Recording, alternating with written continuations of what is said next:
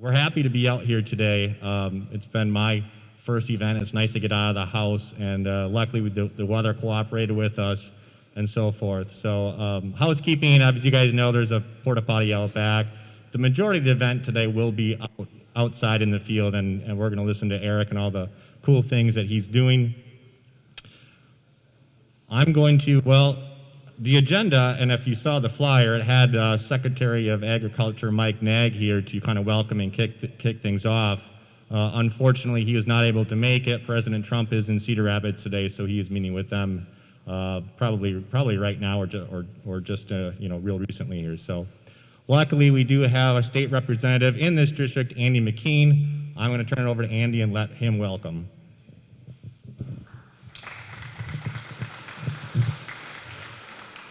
Well, thank you very much. It's a real pleasure to be here, and quite frankly, it's very nice to be somewhere where I don't have to pick up tree branches and limbs. I live down in Jones County, and boy, we were really hammered by the terrible storm that came through, and I'm glad up here in Dubuque County the damage was much less, but there are a lot of your fellow farmers in Jones, Cedar, and other counties that are really suffering today. I'm very proud to represent this area of Dubuque County. I just have a small portion, but I'm glad to say this is part of it, and I also represent Jones and Jackson counties. And very glad to have you here. I think we're going to be hearing a very interesting concept today that I think has a lot of promise for our efforts in water quality, and it's just another examples of farmers stepping up to the plate to be part of the solution to the problem. So I'm delighted to welcome you. I'm sorry that Secretary Nag is not here. I know I'm a very poor substitute, but I hope it's a very productive and interesting day. Thank you very much for coming.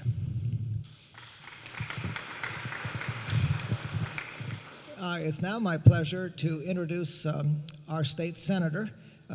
She represents the northern half of, well, she represents the whole area, but I'm the southern half of her district, and she does represent most of rural Dubuque County. So please welcome Senator Carrie Kelker.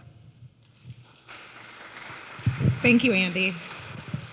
Well, I have to agree, we're probably not a good replacement for Mike Nag because he's such a great, genuine guy for those of you that have met him. So I hope you have the opportunity to visit with him soon. And he always welcomes phone calls and is a huge voice for your industry. So we visit with him often.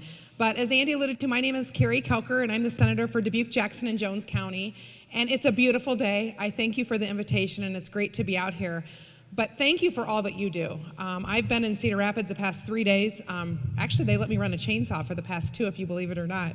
But it's devastating, and if you could keep all those Iowans in your thoughts and prayers, we've got them all around the state. But if you have not been there, it truly is devastating. If you have time to lend a hand, please do that. That's what Iowans do best. And I've been roaming around the state the past week, and I'll tell you that's what I'm most proud of, is this is Iowa, we're Iowa strong, and that's exactly what we do. In times of need like that, we all step up and help the plate. So water quality is huge to our state. Hopefully the education of this just continues, and we can everyone get on board on the importance of water quality. Thanks for being a part of the agriculture industry, because it's one of our top industries, if not the top industry, and we appreciate all you do for feeding the world. So thank you.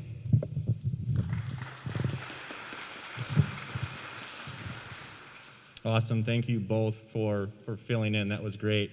So for the past couple of years, before I introduce Mayor BUOL, and if everyone gets a chance, I know it's kind of hard to see this slide up here of this pay for performance, who pays farmers, wastewater treatment plants, and so forth. We've been working on something called the Nutrient Reduction Exchange, and I'm proud to say the city of Dubuque is the first city in the state of Iowa to enter into an agreement with the Iowa DNR on what Nutrient Reduction Exchange is, the concept behind point source and non-point source water pollution, and how we can collaboratively work together, how a city, an urban city like Dubuque, can work together with agricultural producers in Dubuque County to work on lessening nutrient pollution into our waters and improving water quality, and also looking at flooding. A program like this doesn't happen with a lot of partnerships and a lot of collaboration. Dubuque County, the Board of Supervisors have been very supportive of this approach as well as the City Council. That being said, I'm going to introduce Mayor Roy BUOL. He's going to welcome you guys and chat a little bit more about this program. Thank you, Ed. Good afternoon, everyone. Before I begin, I'd like to recognize a City Council colleague who is with me here today, Laura Roussel. Laura, please stand. She's a new colleague of ours over the past, I guess it's going on 8 months now, and she's doing a great job, and I'm glad that she's also here. But I am Roy BUOL, and as mayor of Dubuque, and on behalf of my City Council colleagues and the 58,000 residents of the city, I offer our collective gratitude to the partners who have made this event possible today.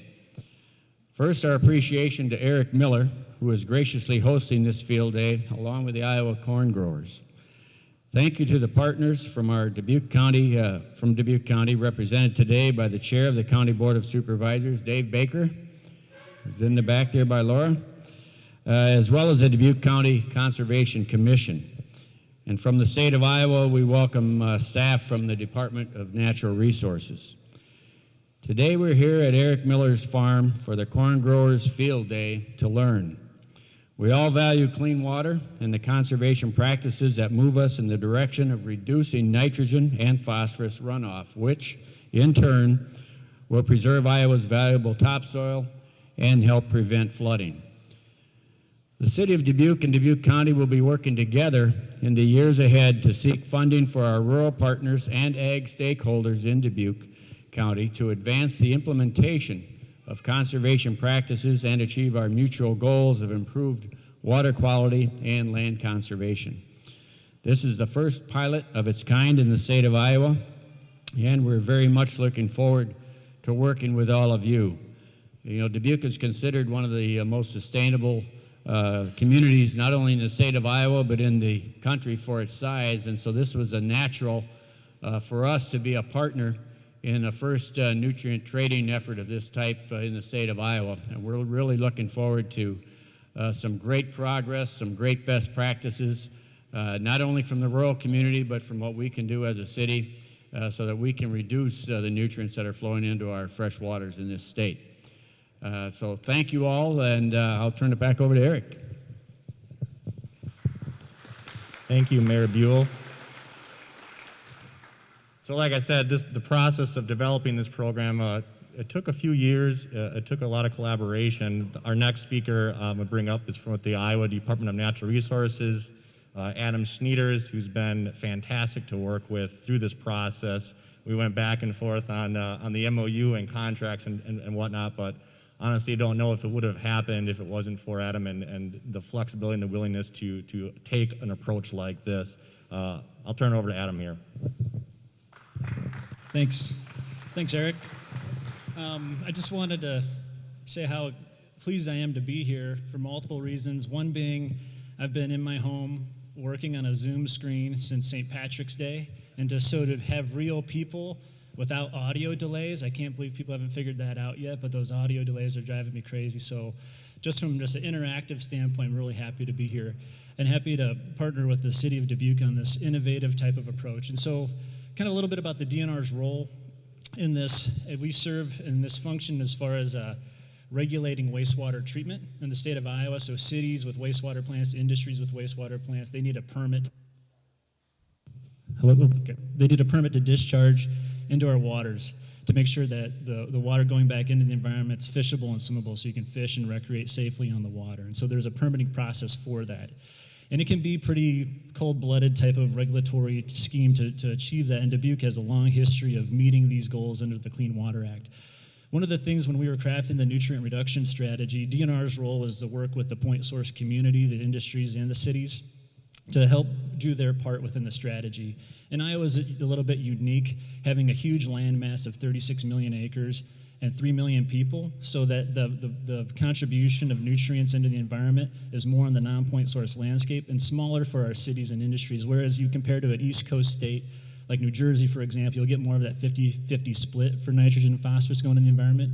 So each state needs flexibility for different approaches. And so that's what we were working on with the nutrient reduction strategy, to figure out what could we achieve for cities and industries for nutrient reduction. And so we came up with an approach in partnership with the Iowa League and the Association of Business and Industry to figure out what type of structure we could do. And it's striving for these plants to achieve a 75% reduction of nitrogen and phosphorus from their treatment plant. It's kind of the baseline technology for nutrient removal, but it is expensive. And so during this process, as the cities and industries evaluate the feasibility of achieving that type of goal, there was this initial movement from cities to say, hey, what if we got nutrient reductions working collaboratively with farmers in the watershed and were able to do that more cheaply than building the technology at the plant, the brick and mortar construction? And so that's where some of the cities looked at some of those opportunities, and we were wide open to that, because to achieve the goals of the strategy and also for the Gulf of Mexico and that 45% reduction for the whole Mississippi Basin, you're looking at changing the landscape on a subcontinental level to get that type of implementation needed.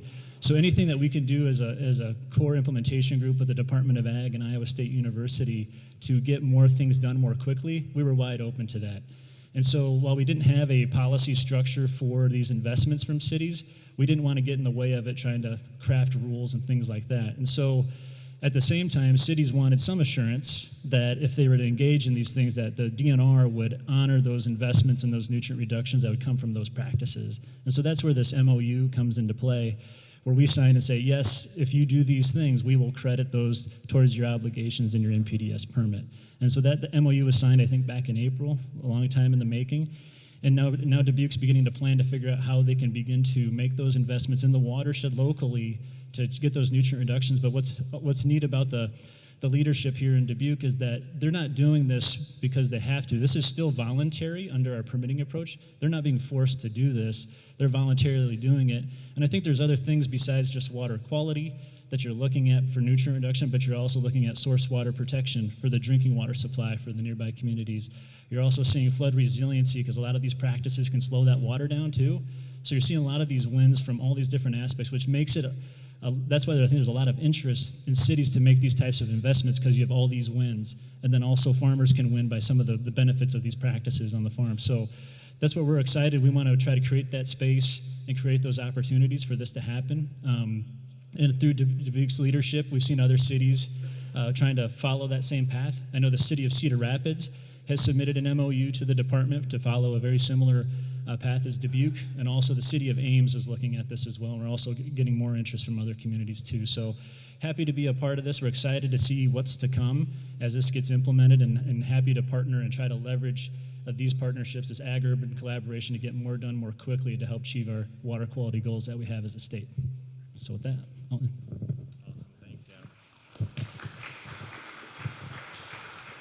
Thanks, Adam. That was a great overview of the NRE and moving forward with that program. Like I had mentioned, it takes a lot of partners to move a program like this. I want to bring up Chair Supervisor Dave Baker for the Dubuque County Board of Supervisors. For the past decade, the Dubuque County, the City of Dubuque, and the Soil and Water Conservation District has had a very engaging 28E program that has employed me through the district as it relates to watershed efforts, both, like I said, both urban and rural. And in the past 6 months, we've been engaging with both the City of Dubuque and Dubuque County to really expand this program and to get a new 28E agreement formed between the different political jurisdictions. And I think it's safe to say in the last, through this process, water quality and flooding, the weather patterns, it's a priority for the supervisors. And I'll turn it over to Dave to talk a little bit more on that. Thank you, Eric. As Eric said, my name is Dave Baker. I'm the chairperson of the Dubuque County. All right. I would like to thank all the partners in this rural and urban field day, especially Eric Miller and his family.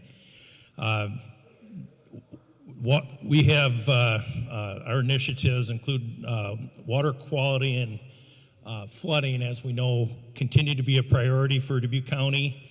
And as most of us know, the weather is continually changing, and talking to a few of the folks from Jones County and further south, just a couple miles can make a big difference. I am proud to report to you that under mutual aid, Dubuque County has sent crew from our conservation department down to some of the other counties to help with cutting up down trees, and we're also going to send some heavy equipment down from our roads department under the mutual aid compact. So anyway, as the county supervisors, we know that watersheds have and will continue to be an important role in dealing with flooding and water quality challenges. Dubuque County has a longstanding, successful relationship with the Dubuque Soil and Water Conservation District. I know we have at least a couple of the members here. I know Mike Freiberger and Wayne Demmer are here. I hope I didn't miss anybody.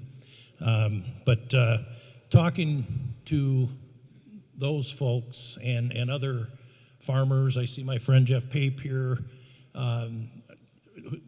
folks that are really truly interested in water quality and watershed programs.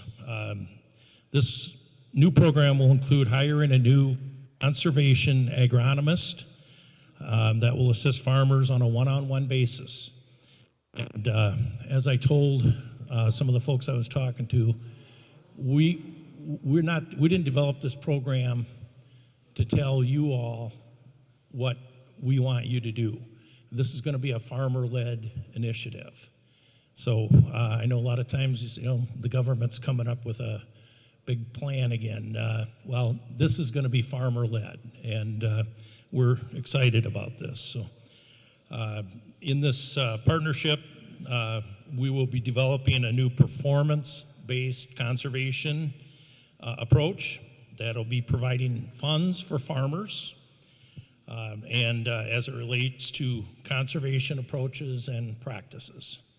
And we believe the new program will allow for more flexibility among conservation practices and approaches, focusing on soil health and yet achieving high yields as it relates back to both profitability and return on investment.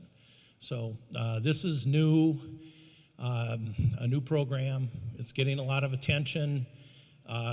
There must be, I think even there's excitement in the region. FEMA has already encouraged us to apply for some grants. So we are excited about the future of this. Eric Schmeckel will be at the helm. In order to get a program like this started, somebody has to, and be the County Board of Supervisors, had to start with funding. Now the City of Dubuque is a partner as well, and we are looking forward to this. So hopefully we're meeting next year out here and we have some good stories to tell. So thank you all, and thank you for inviting me.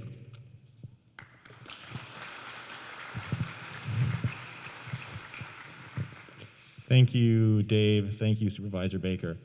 All right, I'm going to turn it over now to what we're here to talk about today, and that's this idea of a 60-inch twin row corn and all these cover crops. I came out and met with Eric, I don't know, what was it, 3 weeks ago or so, and we took a ranger ride up into his field, and he showed me the corn and what he had going on there and the different cover crops, and I was blown away. It was pretty impressive. Like I said, I got a chance to meet him this past February, and he's doing some really cool things. He's got a pretty diverse farm. He's got a beautiful building. Can't thank him enough for doing this today. You know, if we didn't have a building like this, I'm not sure we'd be doing any field days at all at least this year. So thanks to him. I want to say also a huge thanks. Lunch was provided by the Iowa Corn Growers Association. Ben Gleason, I don't know where Ben's at, but Ben's in the back there. Thank Ben. Thank the Iowa Corn Growers Association. They did a great job with that. Iowa Cattlemen's did a great job. Hopefully you guys enjoyed the lunch. I think there's like 3 sandwiches left maybe. So anyway, I'm going to turn it over to Eric here. He's going to talk a little bit, I think, inside here and show a few pictures if we can hopefully see it. And then after that, we have a mic and a speaker up in the field. We're all going to go outside and enjoy the sun and listen to Eric chat a little bit more and go from there.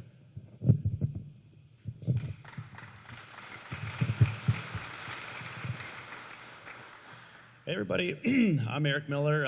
I'm that weird farmer growing all my corn in 60-inch rows.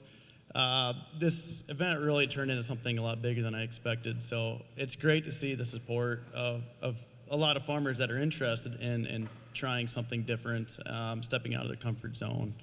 And, you know, being able to use these cover crops in ways that can benefit rural and urban communities is kind of a win-win for everybody. My main objective today is just to show you guys, you know, there are options. I'm not saying go out and do what I'm doing, but it's just to kind of maybe inspire you guys that there are other options and there's things you can try on your farm that can really improve your bottom line. And that's how I really started all into this, is to improve my bottom line. And I'm going to take you through a little PowerPoint my sister put together. So let's see if I can get this figured out. Can you guys see that okay? You just tap this. The space bar?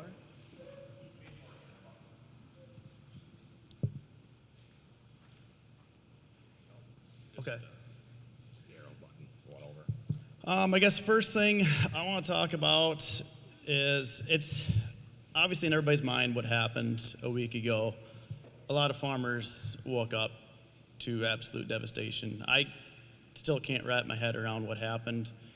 You see pictures, you hear stories, but I don't think any of us could really feel what these guys are going through. And we're very fortunate to be having this field day today, because that storm that blew through, you know, was just a few miles from us. I mean, it would have taken, for sure, our barn, our bins, it would have taken everything down. So I feel lucky to even be standing in this building and have standing corn to go look at and show you guys today. So my nephew Mitchell, he built some bag boards, some cornhole boards back there that they're going to be wrapped in vinyl. John Deere and Case IH, we're going to do a silent auction.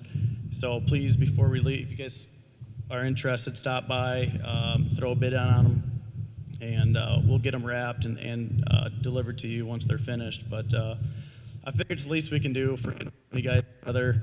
Try to do some sort of charity to try to help these guys out. So you can check them out back there. Okay, well, let's get into this. The biggest thing you guys want to know is why. Why am I growing corn in 60-inch rows?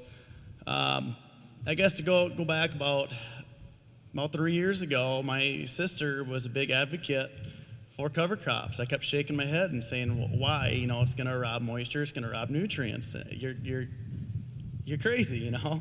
I guess I was the stereotypical guy that was against it. And I went to a field day with her. She drugged me along. And at the field day, they were talking about interseeding. And actually, Lauren Steinlage, I'm happy to see him here today. He invited me and my sister out to his farm after the field day and gave us a 2-hour personal presentation that completely changed the way I look at growing crops, and that there are other avenues. You can step out of your comfort zone and make this stuff work.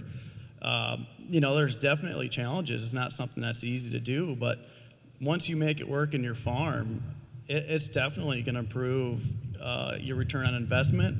You know, it helps you put food on the table at the end of the day and feed the family, and that's what we're all here to do, is to feed our families and have a little bit in our pocket at the end of the day. So I'm hoping I can just kind of inspire you guys the way he inspired me. Yeah, I'll show you a few pictures here.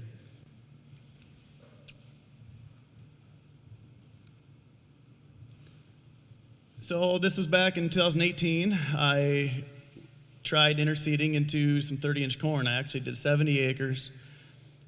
We did a mix with brassicas, clover, and grass.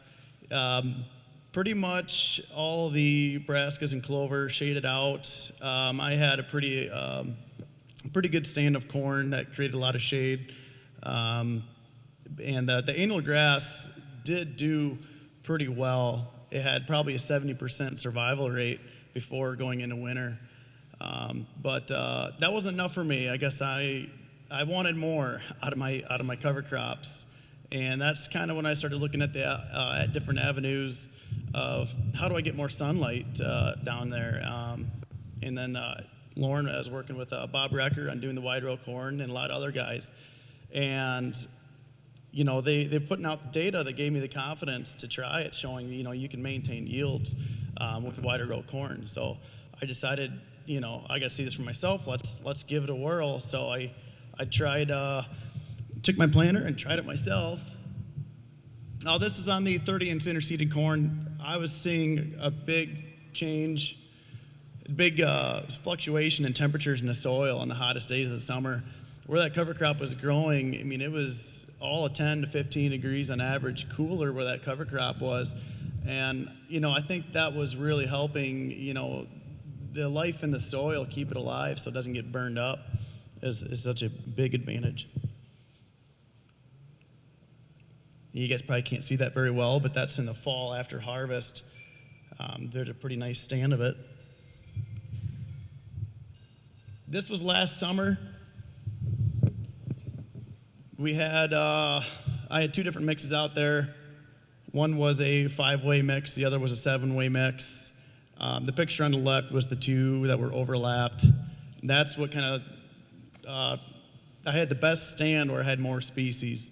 So, and when you look into cover crops, all they talk about is diversity. More and more diversity is better. So this year I have 17 different species in this field. I do have a jar here you guys can take a look at. So this was the mix I interseeded at V6. I have the equipment over there we'll check out after we walk out in the field, and you can see how I did it. It's mostly legumes, a lot of cowpeas. I'm trying to fix as much nitrogen as I can. That was my goal, was just to cut back on my fertilizer so I can, improve my bottom line. This was last year. It was the same hybrid, same soil type, same fertility. Everything was identical. You get the 60-inch versus a 30-inch. I pulled random ears, and they always looked the same. This was at harvest. Just a regular 608, 30-inch head. And we probably had to go maybe a mile an hour slower. And that's the biggest question is how do you harvest? Well, you can harvest with a regular head. The twin rows, because I'm doing twin rows, they kind of hug each other and they get pulled down in through the snoots, and it worked quite well. I was actually really happy with how that worked. So this was this spring, May 16th. Planted first time I've ever planted corn green into rye, which is a little scary, but I mean, the main thing is you got to have nitrogen. You got to have nitrogen close to that corn if you're going to plant corn into rye, because that rye does tie up nitrogen. That's probably the key thing when you're planting into rye is make sure you have nitrogen there for that corn plant. That rye will tie it up until it decomposes. I sprayed about a week later. The corn was coming up. I terminated that rye, as you can see in the picture on the right. I don't have any trash cleaners. I use, you'll see the blades I have, they're STP blades. They cut through some pretty heavy residue. But being able to plant green into that rye, I mean, it was great. I absolutely love it. I mean, it could probably be raining a little bit and I could still be out and planting. Don't recommend doing that, but yeah, I was really happy with how that turned out. And you can see this was last year's 60-inch rows. I just moved the planter over and I went down the strip that was in cover crops last year. This field too, I'm doing a nitrogen trial with Theo with the Iowa Soybean Association. So I'm doing almost a half rate of nitrogen in 20-foot strips across the entire field. And once we go out there and walk it, you guys can see for yourselves, you might be able to see a difference where the lower leaves are starting to drop in a few areas that were under more stress. Otherwise, I really can't see a difference yet on a half rate of nitrogen corn no-till. So I'm pretty pleased to see that. It's got me really hopeful for the future. I'm going to keep pushing that envelope and see how far I can take it.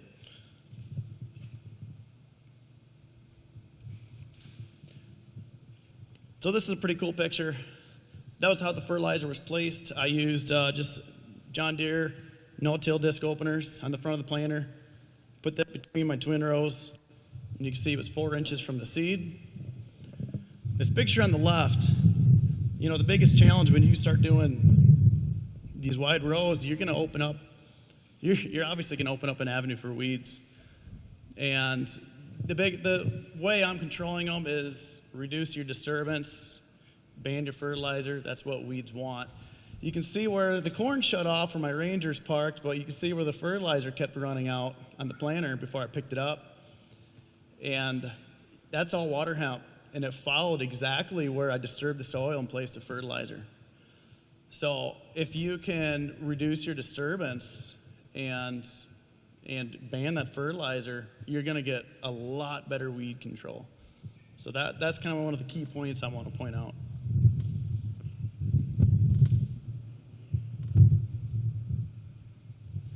This was as the cover crop was starting to grow. After I planted it, got about 2.5-inch rain, pretty heavy rain.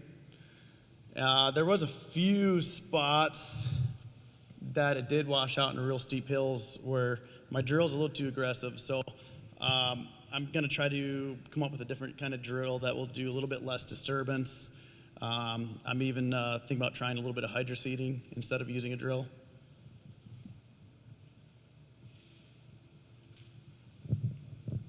So it was pretty interesting this year.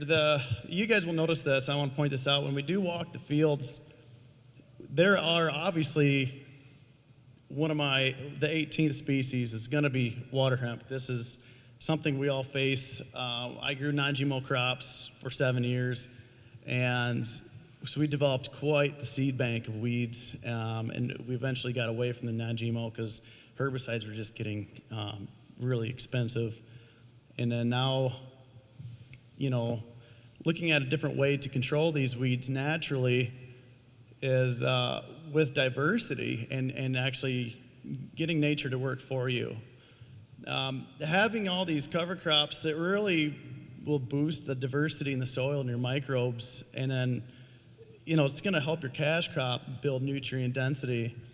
Well, nature's designed to take out the sick and the weak. It's just how it works.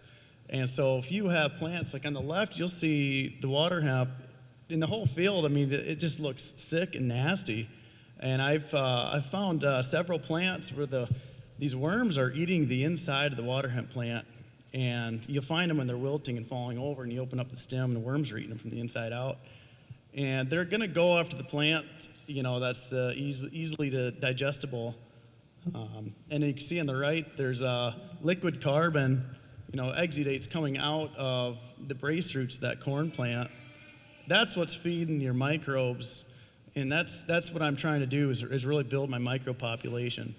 I did do a Haney test last year before I started. It was a score to 28. It was pretty low. I got a pretty low soil health score in this field. And this year it went from 28, it jumped to 42 in 1 year. I'm extremely happy with that, and I'm excited to see what it's going to be next year. So if I can keep boosting my microbes, you know, I almost feel like the future of farming is using microbes. They're more powerful than we can even imagine. And if we can put them to work for us to save us money, you know, that's what I'm going after. This is just a field that we frost seeded. Actually, it was some clover we threw in with the spreader, doing fertilizer in the rye we kept for seed. We let that clover grow, that red clover grow all last year, didn't take any cuttings off it. This spring, I planted corn green. We went straight into it without terminating it with any kind of tillage or cutting it. We just left it stand. I no-tilled straight into it. I terminated the entire field of clover, wanting it to release all the nitrogen to the corn plant. And I've applied 0 fertilizer to that field just to kind of push the envelope and see. I mean, I don't recommend doing it. It's just something I'm trying to see how far we can take this. Next year, I'm going to try actually ban spraying into clover and keep that clover alive. I just didn't have the equipment to do it this year.